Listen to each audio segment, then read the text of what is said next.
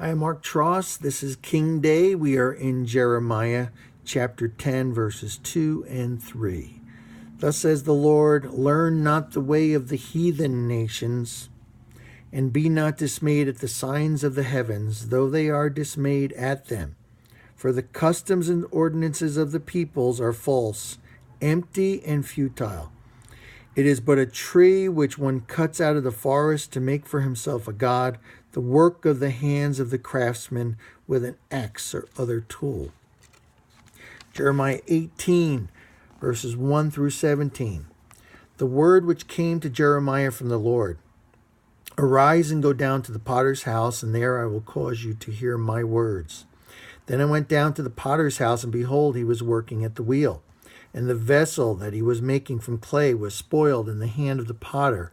So he made it over, reworking it into another vessel, as it seemed good to the potter to make it.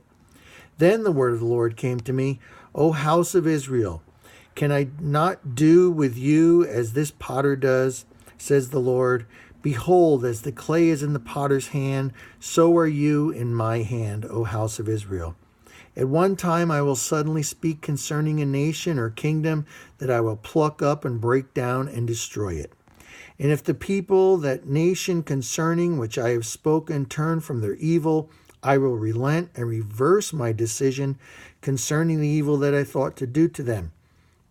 At another time I will suddenly speak concerning a nation or kingdom that I will build up and plant it.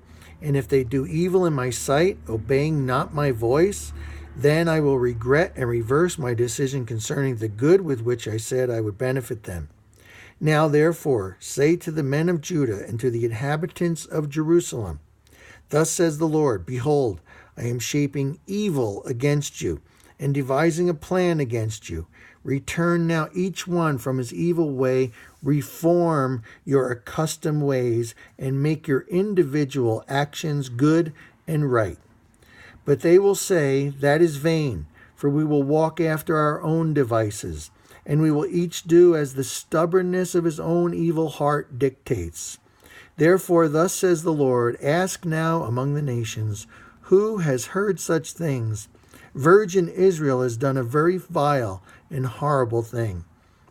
Will the snow of Mount Lebanon fail and vanish from his rocks, which tower above the land of Israel? Will the cold rushing waters of strange lands that dash down from afar be dried up? Yet my people have forgotten me. They burn incense to false gods. They have been caused to stumble in their ways and in their ancient roads, to walk in bypaths in a way not graded and built up, not on a highway, making their land a desolation and a horror, a thing to be hissed at perpetually. Everyone who passes by shall be astounded and horrified and shake his head. I will scatter them as with an east wind before the enemy. I will show them my back and not my face in the day of their calamity, says the Lord.